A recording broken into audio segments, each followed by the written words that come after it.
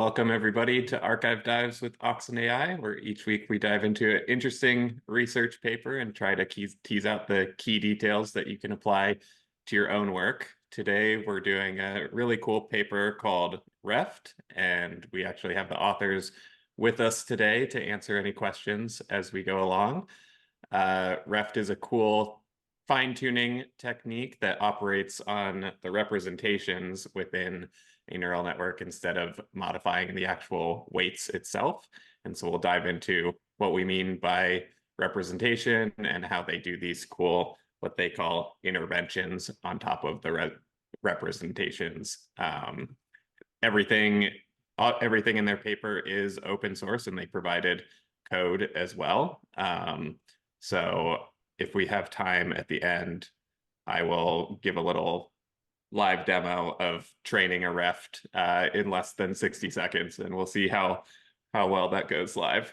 Introduction, this paper is called ReFT. It's by the team at Stanford NLP. It was released back in May of 2022, and here's the paper link if you guys want to follow along.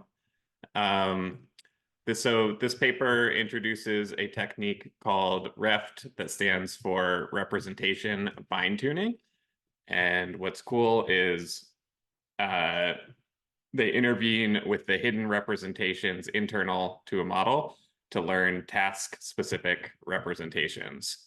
And so it's a part of the family of parameter-efficient fine-tunings, or you might have heard of PEFs, but instead of updating and operating on the weights themselves, it keeps the weights of the neural network frozen and instead steers the representations. It's interesting because they claim that this is 15 to 65 times more parameter efficient than LoRa.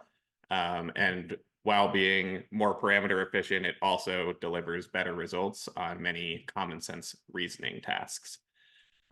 One thing to note with that 15 to 65x more parameter efficient is this really reduces the parameters at training time, but does add a few parameters at inference time. So we can dive into more of the nitty-gritty details of that later. But this dive builds on a lot of the ideas that we've covered in previous dives, such as transformers, LoRa, and even the scaling monosemanticity dive, the cool one we did with Anthropic a few weeks ago. So would recommend checking out those if LoRa is unfamiliar to you, or if transformers are, and we'll kind of cover some of how the scaling monosemanticity paper relates to this paper as we go along.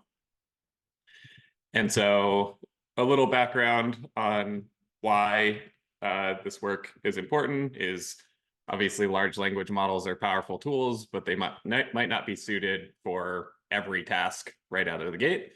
So when building models in the real world, there's always going to be instances where the model messes up. It either gives an incorrect answer because it didn't know, or the world around it changed and that answer is no longer true. So like, for example, what team does LeBron James play for? That might change depending on the season. And so there's many ways that you can get a model to update its behavior. The paper starts by mentioning 3 of the more popular ways, such as prompting, LoRa, or adapter-based methods. So prompting is what we all know and love, and is probably the easiest to get started. You just put in some prefix of the text that'll kind of put the language model into the right headspace, if you will, and we'll continue the generation there without having to update the weights at all. There's LoRa, which we've covered in a past dive, and is probably one of the most popular methods for fine-tuning because it doesn't require that you fine-tune all of the weights within your network. It has this cool technique of a low rank matrix that you can kind of put on the side of your pre-trained weights during fine-tuning. You're just updating these weights, and what's really cool is you can merge those weights back into the pre-trained weights when you're done. So it has no overhead at inference time when you make these updates.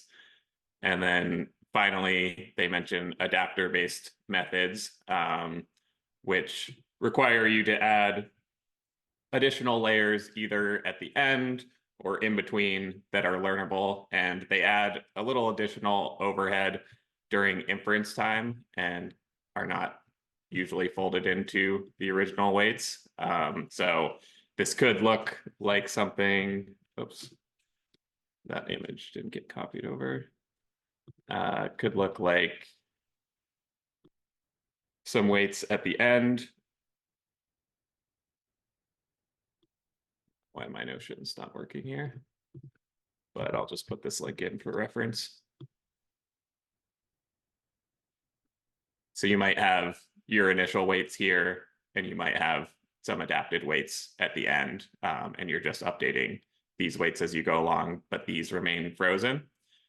And ReFT is most similar to these adapter-based methods, but slightly different, and we'll dive into the nitty-gritty details of that. So they use what are called interventions between select layers and weights in order to steer the representations. And they say this work is inspired by a lot of the work in model interpretability. So you'll remember at the start, I talked about the scaling monosemanticity paper that we went over, and extracting interpretable features from Claude 3 Sonnet. This was a really fun paper and really fun dive that we did probably about a month ago. And what they did in this paper was Anthropic added a sparse autoencoder in the middle of a transformer. And I'm having a real tough time with my images right now. So what they do in the scaling monosemanticity paper is they have your traditional transformer, and they look at the representations that come out of the activations after the multi-layer perceptron. And what they do is they put this sparse overcomplete autoencoder in between here. And what's really cool is you can take that sparse representation that comes out of the autoencoder, and you can turn on some of the bits there and explore and have, like, they, for example, found a Golden Gate Bridge neuron that if you activate this in the sparse autoencoder, will steer the model to reply in different ways. So what they did was in the sparse autoencoder, you could turn on these specific features, clamp it, and when you would clamp it to 10 times its max for the same prompt, what is your physical form? The base model would say, actually, I don't have a physical form. And the one where you turn on this feature would say, I'm the Golden Gate Bridge, a famous suspension bridge, blah, blah, blah. I saw a funny joke on Twitter that was saying the difference between Claude 3 and Claude 3.5 is they just turned on the smart neuron control vectors for the win. I don't think this is actually what they did, but I thought it was a pretty funny use of their research of how it could be used. And so Q1, we actually had Cameron in the community chime in with some great questions on Reddit. And the first question that she had was, what specifically do they mean by a representation within this paper? And so if you look at just like your super basic neural network, you might have a bunch of fully connected layers that go through some non-linearities. And the idea is there's weights within these fully connected layers, and then there's the representations that come out the other end after you do the matrix multiplication and after you do the nonlinearity. So those are intermediate representations of the data that might be, in this case, we start with a 28 by 28 pixel image, and then we go down to a 128 by 64 representation of that image, which is smaller than the original one. And so we're trying to either compress the data and build up higher level understandings of it. Or in some cases, you might be trying to make a sparser representation like we saw within the scaling monosemanticity paper. And so that's like your basic neural network, right? But in this case, we're using transformers, and transformers have a more complicated architecture. We won't go too deep into the details here, but if you remember, transformers operate on a token level. So you might have a token that's like Paris. Paris gets mapped to an embedding. That's the initial representation of that word. It then gets passed through attention heads, and that could either be self-attention or it could be attention to another representation. And in this case, they go through and you actually update the representation for Paris as you go along. So in this case, it might be modifying the base Paris representation by looking at all of the other words in the context to a new representation. And that might go from Paris, France to Paris, Hilton, like depending on what the other words are in the context. So now we have a new representation of Paris that then goes through another multi-layer perceptron layer. And you get another updated representation of Paris. So what this paper does is operate on those output representations as the words are getting updated of their meaning throughout the sentence. So it's not changing the query key value matrices directly? Correct. Yeah, it's operating on the representations that come out of those. Okay. Good, because that would have been really voodoo if it had been doing that. So, yeah. Yeah, chime in. Sorry. The way I understand it, it's, I guess, the closest prior work example would be with images, the VPT deep, where they essentially do prompt tuning on every layer. Interesting. I haven't seen that paper. Can you talk about it a little more? It's a visual prompt tuning. They have two different ways of going. Like the shallow is just, I think, at the beginning, and then VPT deep does it layer by layer, where it has just a trainable prompt vector in front of the actual transformer weights, or I think it was transformers. Got architecture. it. Yeah. So in this case, what they do is they have these learnable parameters that they call interventions that you can put both at different layers within the network, but also at different positions within the sequence. So you might only want to put an intervention like at the first token and the last token and at layer 15. So ReFT is kind of like a generic framework that defines these variables phi, p, and l. And p is the tokens that it's applied to. So in this case, it's like token 1 and token 3. L is the layer that it's applied to. So in this case, layer 2. And then phi is this learnable set of weights here.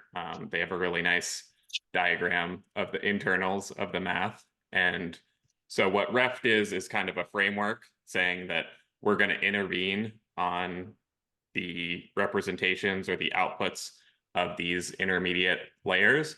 And that intervention could, in theory, be any function that we wanted. And so they do a specific iteration of this, which they call low ReFT, which is similar to the ideas within LoRa, where you're going to have a lower rank matrix to try to collapse this down into a new space. And they call this an edit vector. So the math looks like you take in the hidden representation, you have this R matrix, you have a new weight matrix, you have a bias parameter, and then you have R again. It's just at first it's transposed, and then here it's not. And the paper says that the intuition is that the large language model encodes all of the information that we need. We just need to guide it in the right direction in order to customize it. So kind of tying that back to the monosemanticity paper, they were trying to use that in an interpretability sense of just like flipping on the Golden Gate neuron. And this paper is saying, well, if we can learn how to steer these representations, giving a small fine-tuning data set, then we can learn these weights and have a smarter way of editing the vectors as they're going through, or editing the representations as they're going through. This is one question that I had for you, Zen, as we go along. So it says that one key constraint in low ReFT is that the R matrix is a low rank matrix with orthonormal rows that collapses the hidden space down into a smaller space. And I'm curious about the orthonormal rows because there were a couple iterations. There's low ReFT and direft where you pulled that constraint out.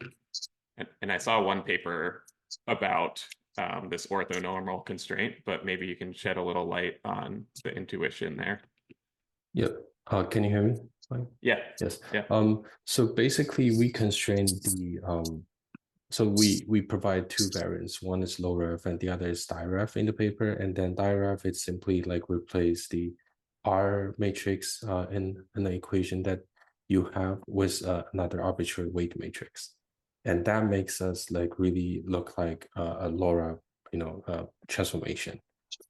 With the constraint though, we are specifically, if you think about in the representation space, we're basically changing the basis of the neural representations. And the base change require an orthonormal transformation or an orthogonal projection where each row will be orthonormal vectors. With that, I think it will give us a couple benefits, and it's more interpretability related. It will basically position us to only edit a subset of linear subspace of the original representation if we have this constraint. And then the orthogonality also makes, we also put this in appendix, in the section in the appendix, saying that the orthogonality constraint of this transformation also makes the edits, compartmentalized. Like for instance, if we train an R to do a model steering that, being Golden Gate bridge, language model, and train another rotation matrix or a low ReFT to be an instruction follower or a language model only responds in German. Then at the inference time, we actually have this theory that you can actually combine these two rotations together so that you will be steering towards answering in German as well as being a Golden Gate Bridge language model. So that orthogonality give us that extra benefits on that. Yeah, that makes a lot of sense. And there was a really cool example of this in the appendix. I'll actually pull up the paper here. If you guys didn't scroll all the way to the appendix, I'd recommend it because there's a lot of anecdotal and along with the code that goes along here. So what Zen was just talking about there is the idea that these refs are composable. And let's see, that was kind of the third one in here, right? This puzzle pieces. So what we have here is composable refs. So we have one reft that was trained on German completion and one that was trained on instruction following. And so if you just add the reft for the German, it'll complete the sentence or complete the prompt in German. If you add the instruction one, it'll complete it with like a instruct type model. And then if you combine both of them, it'll do instruction following in German, which is pretty cool. So you're saying the fact that those are orthonormal rows makes them more composable. Did I get that right? Yeah, so if you think about this, like the rotation matrix, each rank of the rotation matrix will be a column vector that's orthogonal to each other. So that like if we train a column vector or a single rank for a certain task, and then another rank for another task. When we combine them together, we sort of combine them in this orthogonal space where, it will have the kind of all the vector arithmetic stuff that we can take advantage. That was basically the goal. And then, we also have a couple like interpretability papers showing that this orthogonal projection space actually led us to localize high-level concept, just like what Anthropic, the scaling model semanticity paper did. Like we also use this, pretty much the same formula, try to localize high-level concept like numbers, logic operations in network, and then that was pretty interesting and then successful. That's why we also keep the constraint. But just as a ML perspective, we also try to remove that constraint that basically trade off some of the orthogonality perspective of low ref with compute, because without the orthogonality constraint, the training will be faster. Otherwise, you have to do the regularization on the weights to keep it orthogonal. So we also have Got it. Yes. And so, yeah, did we have another question? Yeah, I Evan? was going to ask how you created the constraint for orthogonality. It sounded like you were applying the constraint to the gradient calculation, but I haven't read. Yeah, so the torch library actually provides this. So we didn't actually do the hard work. The torch library have this reparameterization kind of library or like reparameterization helper functions. So they will reparameterize the weights before you apply to the representation. So they also provide all the gradient calculations within that. Okay, at a high level, do you know how that built-in PyTorch function, like, is that doing some sort of like matrix factorization on the weights? Yes. Yep. I believe like they have you can have different ways to get the orthogonality. So we use one of them that relies on matrix exponential. So that one will take quite a lot of memory during the compute. Yeah, I've seen just from my own experiments that like the more orthogonal those weight matrices, the better the model seems to generalize. So it seems interesting that that's popping up here again, is that you find that this orthogonality constraint really increases the performance. And I'm kind of wondering why that is. Do you have any ideas?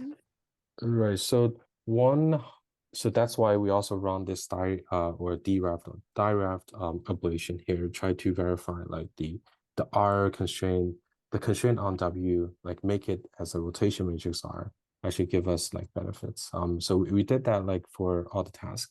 But just empirically, I think maybe it's due to the fact that it's easier to tune. Like it's easier to converge because you make it orthonormal, so it's orthogonal as well as being a normal vector, like a normalized vector. So it's a unit vector.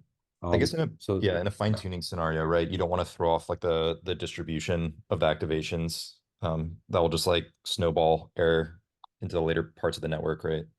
Right. Yes. And then LoRa, they also have this variance of LoRa called BOFT, so BOFT or OFT.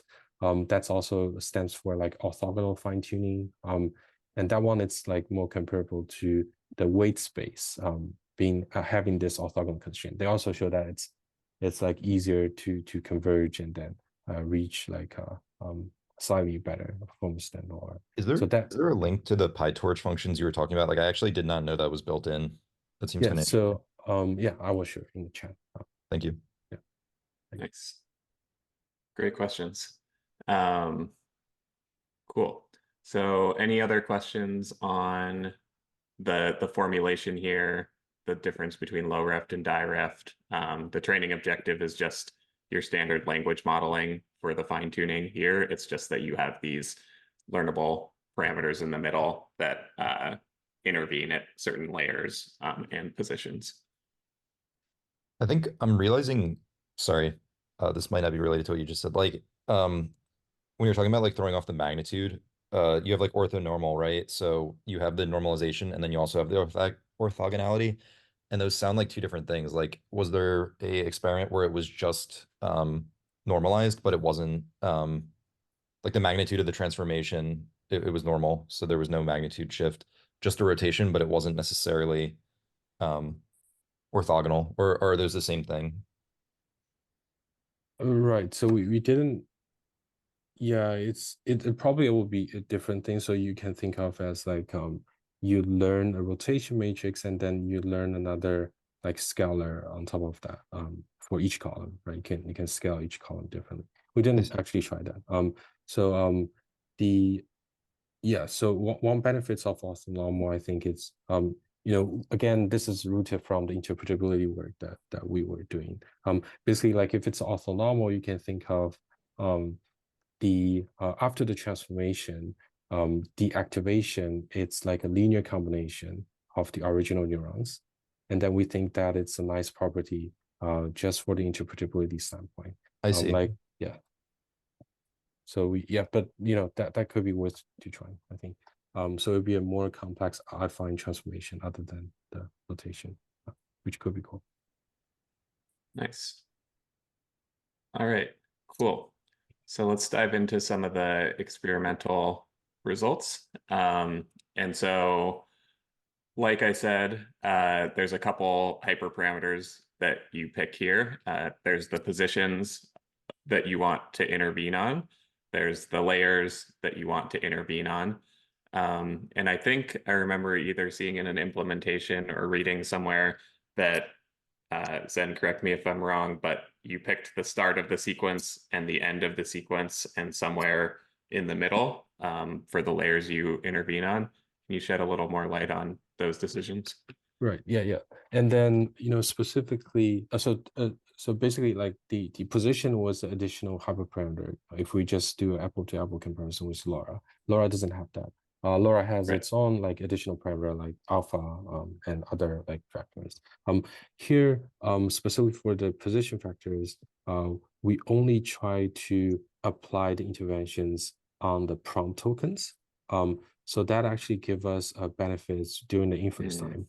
So at the Right. decoding step, there's no interventions. And the design choice was basically, if we only get to choose to intervene on a prompt token, where to choose those positions. And then we were thinking, maybe the last couple of tokens will just work fine.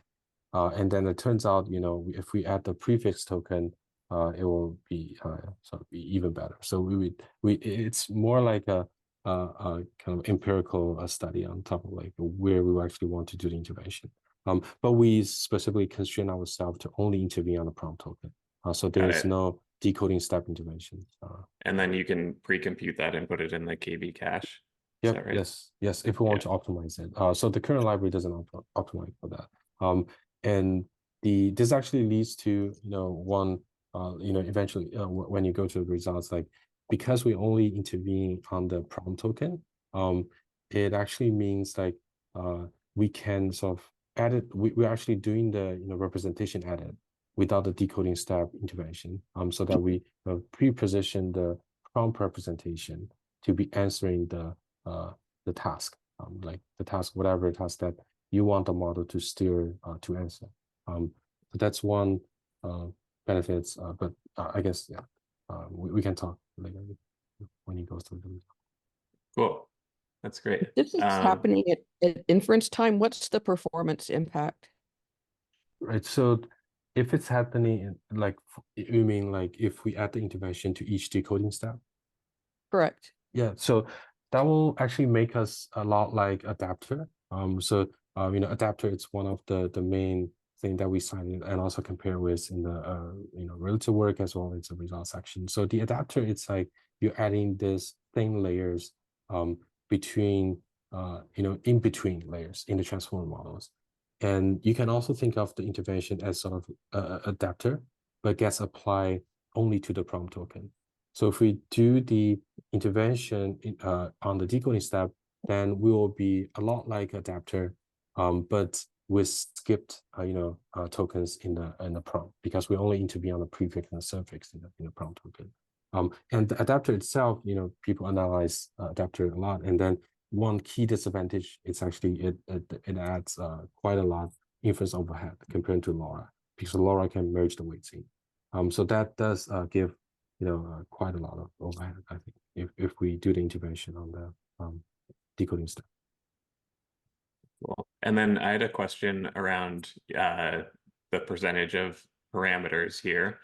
Can you give us some intuition on how this is much smaller? If it's just it seemed like in my head when I was looking at this diagram and the comparison to LoRa that you are having a similar I guess during training of LoRa, a similar amount of compute.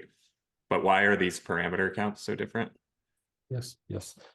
So if you can go to the result table. Yeah. So we basically take the result table from the the previous like past evaluation paper with LM.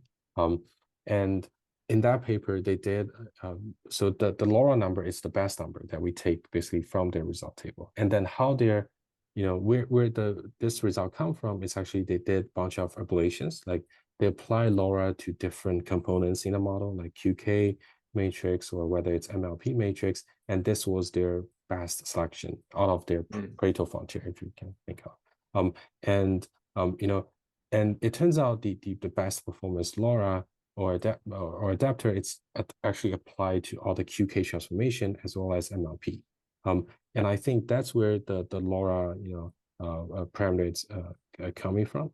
And then for ReFT, because we only do the intervention on the residual streams, and residual stream itself is weightless, so we cannot add LoRa on top of it. We can only do like adapter injection. And then that's why we only need one pair of low rank matrices to do the transformation. And then that save the parameter count.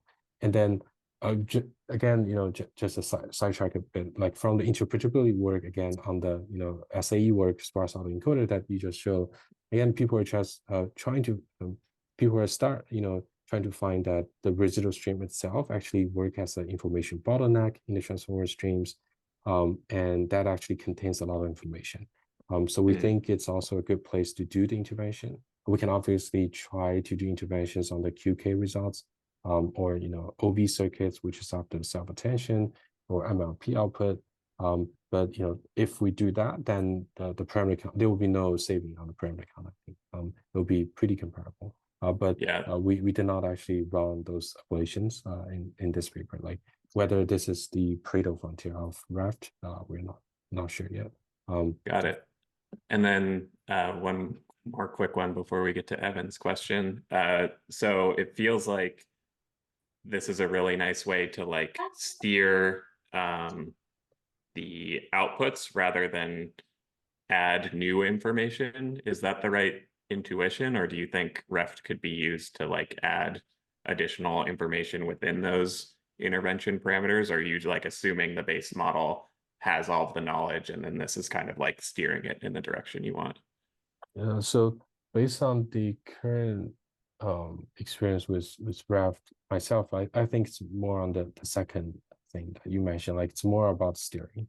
So if we run like more comparisons, that we might find out like ReFT, it's harder to steer if the pre-trained model doesn't have that knowledge. If it's like for a new task, it could be that.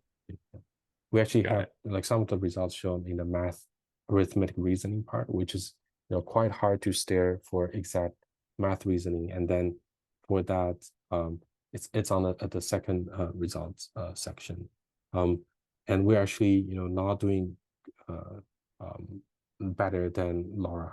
In some cases, it's even worse than adapter.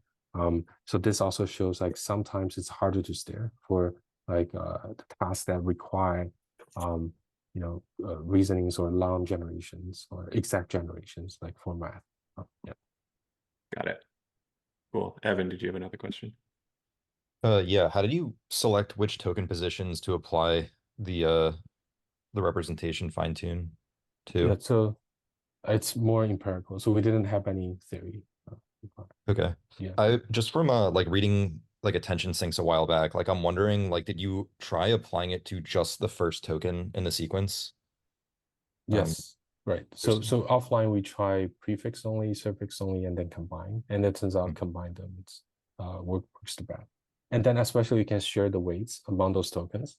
So you can actually without any additional parameter cost, you can intervene on both of them. And then that turned out to be Is it the same intervention applied to all token positions and you just are manually picking which token positions to apply at training time, and then it needs to be the same at inference time. Is that the case?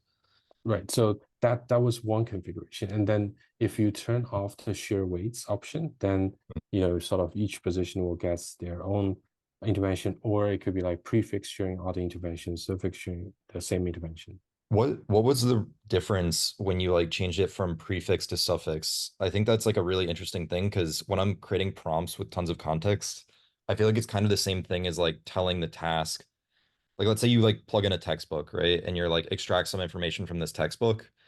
Is it better to put that at the beginning or the end? And I feel like the representation fine tuning, like this is kind of the same thing. Like you're kind of adjusting your prompt in the first or last token, right? So I'm Yes, curious what it right. was like. Yeah. So I don't, unfortunately, I don't remember the Okay. exact number I had, but yeah, I agree. Like it'd be very interesting. And especially Well, I like just mean like the empirically, if you looked at the outputs, what happened to them? Were there any trends that you noticed? Just right. observing them. Yeah, I think like generally actually in our case, suffix works better. Like if we only do the intervention on the prefix versus only intervention on suffix, usually suffix it's better. But it's definitely not but Greg, definitely like combine both works the best. gotcha. So you're when you say like combined, are you saying every token in the prompt or just both suffix and prefix? You're always doing the last and the first token in the original input. Right. So only last and first thing. So only prefix and suffix.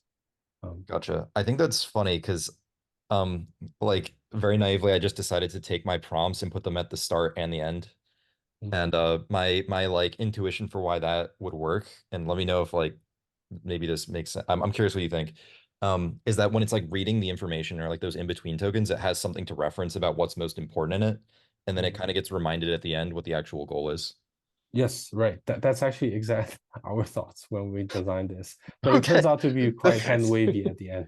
So we cannot really explain this. Like we Hmm. sort of think like the prefix intervention was kind of like anchoring. So you Hmm. sort of anchor, you put a mark there so that you know where to retrieve the information in the middle token. And Yeah, then at the end, you sort of pre-position it before you generate a new token. So that that is was actually hilarious. exact the thoughts we had. Because That's it's kind of cool. the same concept, just in a different like you're doing it in like a real number space. I'm doing it in token space, but it's funny how the concepts overlap, like what kind of what's happening They underneath the do. hood. That is Yeah. super cool. Nice. Cool. Um, so yeah, I love this takeaway here, and it's even tying it all together in my brain why this works. But so you say it takes 18 minutes to train Llama 2 Chat 7B on 1K examples using a single A100, which is pretty amazing. Like even some of the LoRa fine tunings that I've done on 1,000 examples might take a couple hours. And the fact that we're just operating on the residual stream and the tokens and have much less parameters that we're fine tuning makes a lot of sense that you would speed up the training this much here, which I think is, the iteration speed on fixing your model is always a bottleneck. And that's why prompting has taken off, and prompting is like the fastest iteration between getting the model to do what you want. But if fine tuning can only take like less than 20 minutes, I think this is a super promising technique in that case. I have another question about like, so this is very low parameter count.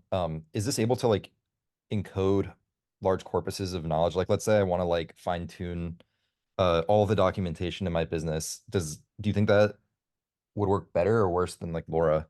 I'm curious. Right. So we again explored this in I think more extreme setting in the appendix. So in the appendix we have this little experiments where we try to push a rank one, push as much knowledge into a rank one edit of the I believe last prompt token, and in some middle layers. And specifically the knowledge we injected into this rank one edit, it's a random input output pairs, where input it's a random hash string or like ID string like ID1, and the output it's another random string, and the we sort of we call this memorization test, where we want to verify, like where we want to test how much stuff can a rank 1 edit memorize.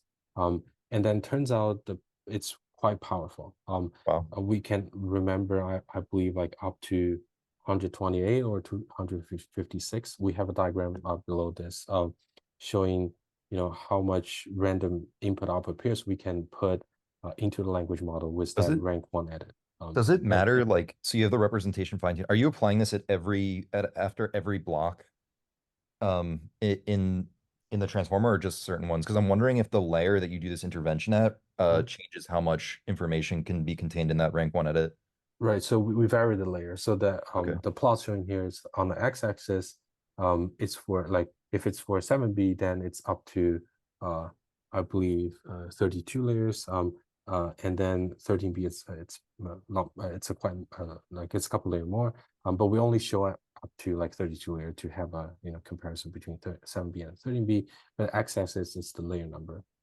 So this is the first memorization test we did. I see. So So this one, sorry, this is this like recall percent and like basically like those lines, is that how much is being remembered? Could you Yes, for them, right. Greg? Yes, To- yes. Yeah, Right. so it's interesting that there seems to be a large drop off at the end here. Right. So so for each subplots, we're actually pushing so this one it's a different memorization test. The random pair is the second one. But if we just look at the first couple panels, this one it's like we want to map a constant input to output stream with different lengths. And then the output stream is taken from Alice in Wonderland. And we range from 128 up to like 4K. And those tokens are taken as like a snippet from this book.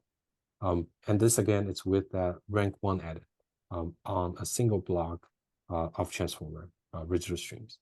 You can see that the rank 1 edit can actually push almost like 2K tokens exact from the Alice Wonderland to language model. But then we worry, what if the language model actually in the pre-training corpus probably already seen this book.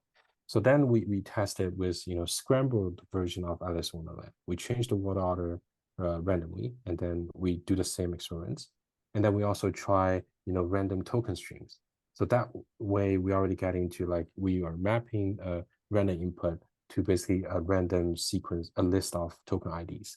And for that, we also seeing rank 1 edit can actually push us up to like 128, which is the last two panels, across quite different layers for See, 7B and I feel like there's an experiment missing here, which is like you're talking like let's say like humans can only remember like 5 or 7 things at the same time, like in their working memory, but the abstraction level of that can be very high. So like you can remember like 7 digits, or you can remember 3 digit numbers. So I'm wondering like if there's a test where you're not remembering random characters, but it's like a new idea, but in some sort of setting where you already know a lot about the topic. So like maybe like you already know physics, but it's just like getting it to remember like a new physics paper that like comes out tomorrow. Like I'm wondering if it would be able to remember more about that because it has a more efficient encoding than random tokens. Right. Yeah, it could be worth to try, I think. But overall, the takeaway is like as per your question, it's like we did find rank 1 edit on the representation give us a lot of like memorization power. So Yeah. if we're injecting like a lot of knowledge pairs into the model, maybe rank 1 it may not work for 1,000 edit. But if 1,000 edit, maybe you need a couple more rank. But many the intervention does parameters? have yeah, so rank 1 on 7B, then it will be like 4K parameter. So it would be a single column vector on the Okay. Yeah, I guess I'm representation. just wondering about like the efficiency of that, right? So if you can remember like 2,000 tokens with 4,000 parameters, like you know what I mean? Yep, yes. So we did not actually push far as of like remembering the sequence. It could be the case that if you make the intervention input dependent, you can remember more sequence pairs. Like that's why we run the second set of experiments where we have like different ID mapped to different output. And then again try to push into this rank 1 edit. Yeah, I But think we're definitely like not pushing the limit, like try to make it like sort of like a disk saving stuff. We do not do that. There's Yeah, another like- interesting question in the chat, Sean. I don't know if your audio is working or I can read it for you. Yeah, I'm here. You can read it too. Either way. You go for it. It's your question. Yeah. First, this is a great talk. Glad to be on. Thanks, Greg and Oxen. Good question, Evan. And I had a follow up of, yeah, how does it, was there any new frontiers or promise in regards to the challenge of bad data being hidden among good data? For example, when you say I'm going to take all the data from my business, typically you'll have a lot of valid information, but you had like one bad employee who was putting things in a wrong way or just outright lying. Did you see anything in this work related to reconciling that like hidden bad data problem? Or if you have So- like conflicting information coming in, Yeah. like how you, yeah. handling Right. handling conflicting labeling, for example. Right. So yeah, not on top of my head right now, I would say. But yeah, Yeah, it's a tough not problem. really. very Yeah, naively, maybe a follow-up on representation space. Look at how representation is biased if it's OOD inputs. So But yeah, we haven't really tried. I saw another paper that might be of interest. I can talk about it later, but the basically you see how there's this like massive drop off in what it's able to remember like at the later layers in the Yeah. charts that Greg Let me was go just back. showing. Yeah. There was a paper where they were like duplicating or adding they were duplicating transformer blocks in Llama 70B, and they were kind of showing what happened when you duplicated each one. It's kind of funny because they basically did what I was doing on that talk with human eval. It's like Yeah. but what they showed is that like the later layers are kind of doing that like superposition collapse where it's like it's kind of making a decision about what to ultimately say. And I think that's why like refting those layers is not letting it remember more is because those layers ultimately discard information, not add. Got it. Interesting. Well, I do in the last 5 minutes here want to just give you guys a quick peek into their pyreft library. It's pretty straightforward to use with the Hugging Face transformers. So you'll instantiate your auto model for causal ML. You'll instantiate your tokenizer in this case, and in the documentation, they use Llama 2 7B. You can extend it for any arbitrary model. And I think there's a list supported within the pyreft model itself. I forget exactly the extent of that list, but it's pretty robust. You instantiate this pyreft config, and you can give it the layer, the low rank dimension, and which components you want to intervene on. And then this intervention is just like the embedding dimension and your low rank dimension. You can then just take your standard like small JSON-L file. They have this data module that is kind of, from my understanding, intervening with the last position or certain positions. Are there different modules that you can use here, Zen? Yes, we write like different helper functions to intervene, like on last token or prefix or suffix. Those are like small helper function that we provided. But yeah, this one Nice. only intervene on the last one. Got it. So in this case, I'm just intervening on the last one, and this is kind of your data loader data module that you can pass into. They have a ReFT trainer for causal LM, so you might be familiar with your regular trainer in Hugging Face. This is similar module, but a ReFT trainer. And then you just hit trainer.train, save that intervention in a subdirectory here. So this is going to be your small intervention weights. And then at test time, you can just instantiate that pre-trained model tokenizer, and then have your ReFT model that loads your intervention and pass in that original model. Then you're doing inference or generate just on this ReFT model. So pretty straightforward to train, pretty straightforward to integrate into your pipeline. And when I tested this, I just tested it on like 5 examples here, but it literally took 30 seconds to do like 100 epics. So super quick and not a lot of code. Hardware? 30 This was on seconds. this is on an A10 and Lambda Labs, so it was a pretty Oh, reasonable size GPU. dang. Anything I'm leaving out or any comments you want to make on the library here, Zen? No, I think yes. I think it's yeah. So we provide like different tutorials on the library, but yeah, definitely file bug if you find some issues. This is still the ongoing kind of library building one we have. And then yes.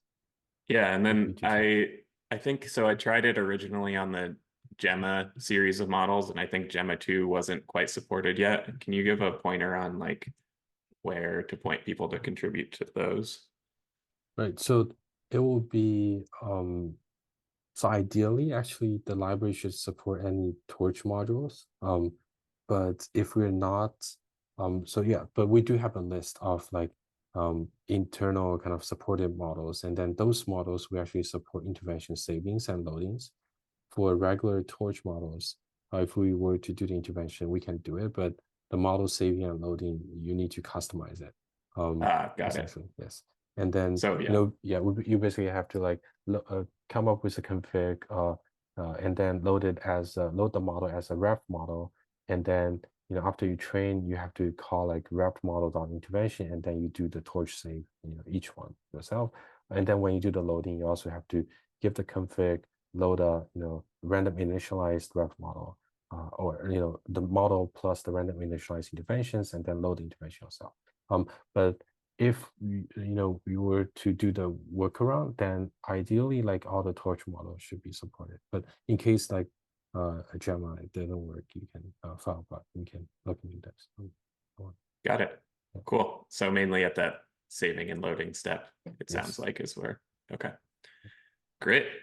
Well, thank you so much for all the hard work on the library and the paper. I love when papers are released with code that you can actually run, and super promising work here.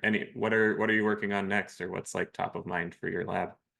So we are exploring like scaling ReFT to kind of finding those monosemanticity neurons as well.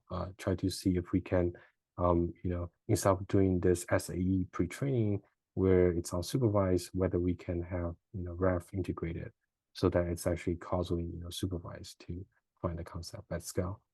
So Cool. mostly on the interpretability at this point. Yeah, super important work. Well, thanks, Zen. It was great having you, and hope there were some interesting questions that we fired your way along the way. Definitely, yeah. Thanks for the invite. Thanks, guys. All right, we'll see you next Friday.